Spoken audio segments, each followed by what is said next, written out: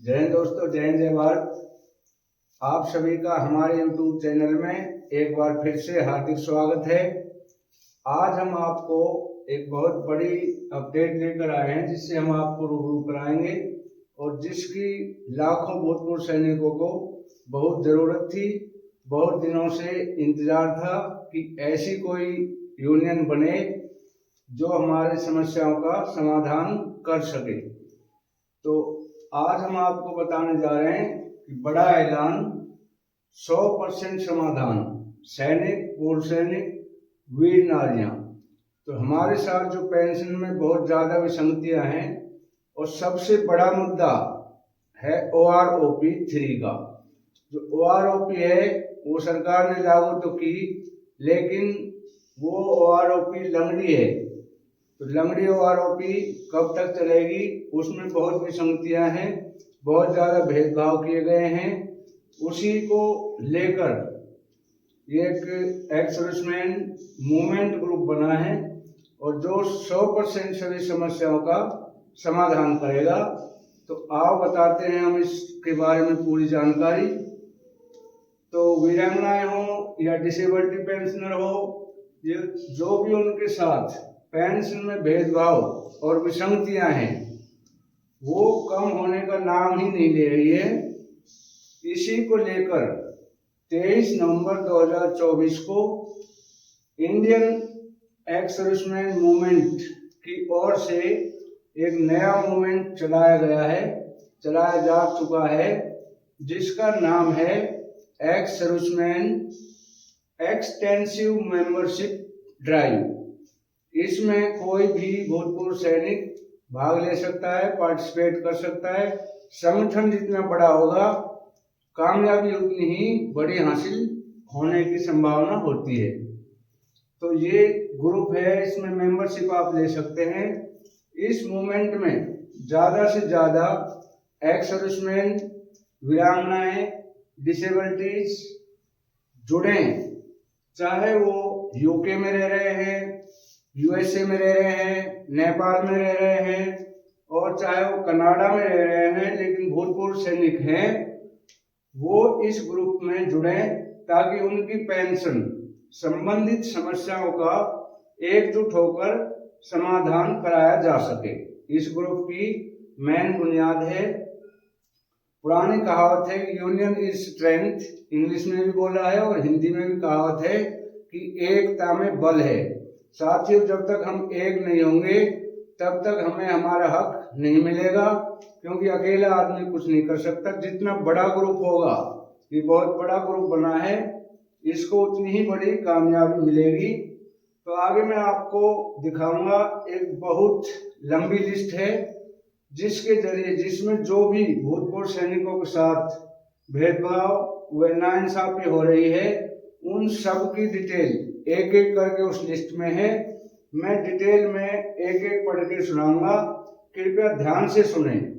और जो पॉइंट मुझसे छूट गए हों या मेरे संज्ञान में नहीं आए हों या साथियों के संज्ञान में नहीं आए हों, तो आप सभी से अनुरोध है कि हर पूरी वीडियो ध्यान से सुने और जो भी इसमें पॉइंट जोड़ने हैं वो हमें हमारे कमेंट बॉक्स में अवश्य लिखें, ताकि मैं इस ग्रुप में भेज सकूं और आपके पॉइंट उसमें जुड़वा सकूं। तो चलो अब मैं आपको लिस्ट पढ़ के बताता हूँ, वो मूवमेंट ग्रुप की जो लिस्ट है वो बताता हूँ कि क्या क्या इसमें लिखा है। साथियों, ये वो लिस्ट है, ये जो हमारा जो एक्स सर्विसमैन का ग्रुप बना है, तो शायद ये पढ़ी नहीं जा रही होगी, बारीक अक्षर है, तो ध्यान से सुने। मैं एक एक पॉइंट इसका पढ़ के बताता हूँ, कृपया ध्यान पूर्वक सुने। चलो मैं शुरू करता हूँ। पहला इसमें पॉइंट है, जो एक मेंबरशिप का ग्रुप है, इसका मेन हेडिंग है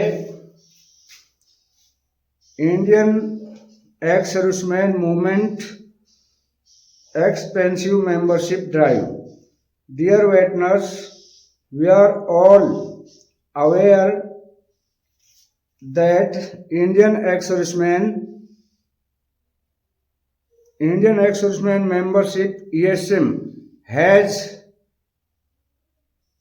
very known एक सेकंड। तो spreading the movement for the welfare and justice for all veterans since 27 April 2008 कि 27 अप्रैल 2008 से इस ग्रुप ने सारी नोटिस किए हैं, जो भी हमारे साथ विसंगतियां हैं उससे सभी अवेयर हैं।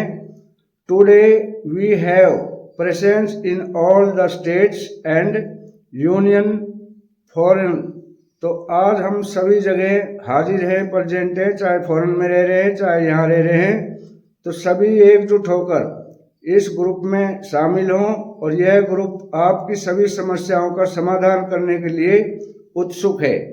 पहला इसमें पॉइंट है नॉन इम्प्लीमेंटेशन ऑफ फुल और OROP। जो OROP का है उसका फुल इम्प्लीमेंटेशन नहीं हुआ है। ये OROP लंगड़ी है, ये ज़्यादा दिन नहीं चलेगी। दूसरा है हमारा reduce in previous of JCO was instead of national increment matching of the Sikh rank and group of all three services। जो तीनों सेना हैं उनका ग्रुप में जो भी विसंगतियां हैं, चाहे वो 1 रैंक 1 पेंशन की है, चाहे वो डिसेबिलिटीज की है, तो उस सभी का इसमें संज्ञान दिया गया है। तीसरा इसमें पॉइंट है non grant of heavy rank, non grant of honorary rank personal to JCO, honorary lieutenant and honorary captain granted honorary rank after retirement. कि जो हमें रिटायरमेंट के बाद में ऑनररी रैंक दिया जाता है उसकी सिर्फ हमें नाम के लिए होता है, बाकी उसका बेनिफिट कोई नहीं दिया जाता है। तो इस पॉइंट को भी इन्होंने इस लिस्ट में रखा है। अगला है non implementation of increase in old age pensioner to start on the first day of 18th years age and not an implementation of 18 years। कि जो हमारी 80 साल में 20% जो हमारी इंक्रीज होती है, पेंशन इंक्रीज होती है, उसके अंदर ये फर्स्ट डे, पहला दिन 80 साल का पहला दिन जो है first day of the 18th years of age, जो 80 साल का पहला दिन है उसमें इम्प्लीमेंटेशन हो जाना चाहिए। नेक्स्ट पॉइंट है इसमें family pension to be equal to ESM pensioner are not enhanced to 16% of the ESM pensioner. कि जो हमारी एक्स सर्विसमैन है डेथ होने के बाद जो हमारी फैमिलियों को दी जाती है वो 60% पेंशन देते हैं। एक तो इंसान चला गया और फैमिली पे बोझ आ गया, फिर भी उसकी वहीं की वहीं रखने के बजाय ये 60% देते हैं, 40% काट देते हैं। ये सैनिकों के साथ नाइंसाफी है, उनके परिवार के साथ नाइंसाफी है, इसका समाधान किया जाए। अगला पॉइंट है इसमें नॉन ग्रांट ऑफ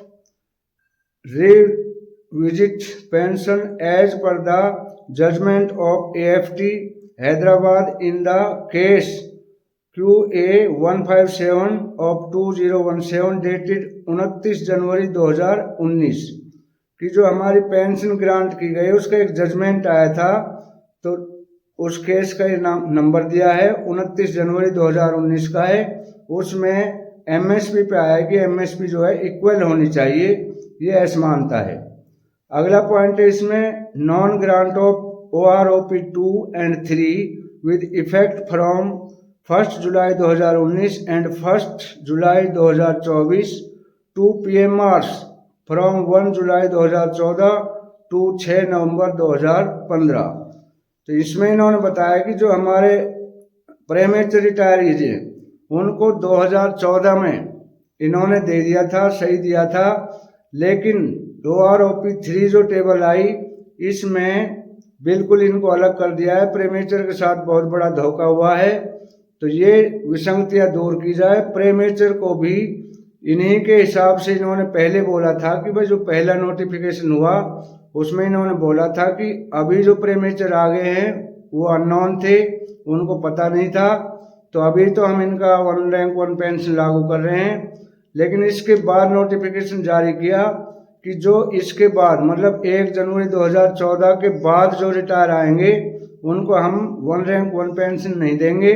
लेकिन इन्होंने OROP 1 और 2 टेबल देने के बाद OROP 3 टेबल में प्रीमेच्योर रिटायरमेंट को बिल्कुल अलग कर दिया है, नाकार दिया है, उन्हें कुछ नहीं दिया है। अगला इसका पॉइंट है axis recovery of competition value in all ranks instead of 10 years 8 months government is recovering for 15 years। अगला पॉइंट दिया है कि जो हमारा कम्यूटेशन है वो 10 साल 8 महीने ही काटा जाना चाहिए। ROI के हिसाब से 10 साल 8 महीने में हमारा जो काटा गया है वो पूरा पैसा गवर्नमेंट के पास वापस चला जाता है, और गवर्नमेंट इसको 15 साल तक काट रही है। ये हमारे साथ नाइंसाफी है। मानो हमने 17 लाख रुपए कम्यूटेशन लिया तो हमारा ये तकरीबन 48 लाख रुपए हमसे वापस लिए जाते हैं। ये हमारे साथ नाइंसाफी है, इसका समाधान किया जाना चाहिए।